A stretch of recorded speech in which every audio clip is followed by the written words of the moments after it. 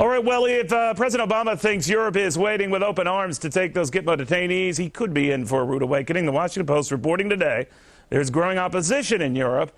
Why is former USS Cole Commander Kirklippold not at all surprised? The commander joins you right now. He's one of my favorite guests. Commander, thank you very much for coming. Oh, thanks for having me back on the show, Neil. You and I were just chatting about this, the willingness of others to take in these guys. No one in the 50 states are interested except a prominent prison operator, I think, in Montana.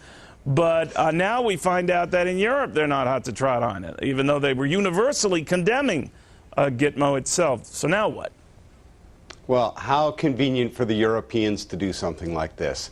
They complain and wave the human rights flag back and forth very vocally for the past few years, and now suddenly when faced with the real possibility that in order to close Guantanamo, they might have to accept some of the detainees as a goodwill gesture for the Obama administration, and the administration is relying on them being willing to do it.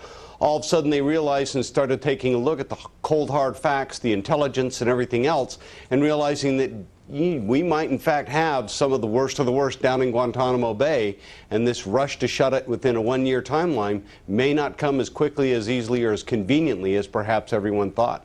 But isn't another real reason here, Commander, that no one here wanted them? That is, no one in this country wanted them. So the Europeans could rightly look to that and said, well, geez, why should we pick up the slack for you if these guys aren't trouble? Certainly one of the 50 states would consider them, and not a one did or has. So they said, we're out too.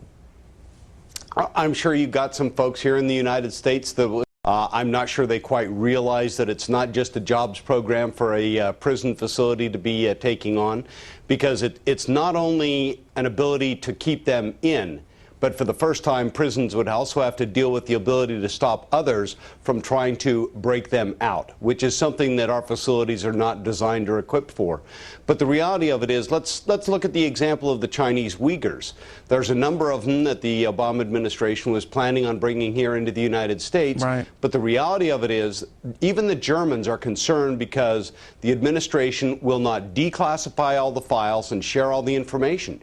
If they're unwilling to do that for us here in the United States, much less our allies that are helping us a lot in the war on terror, then certainly there's a reluctance and there's more to it than meets the eye. You wonder what they so are. And you're referring, I think you're referring to there, even for those that have been deemed eligible for release, gotcha, but we can't Commander, do it. I just and want there's to a number with Al-Qaeda where we can. Just want to be clear here, sir. You're talking about the Islamists they suspect from China or Asian Islamists, right? Lost audio. Okay, so...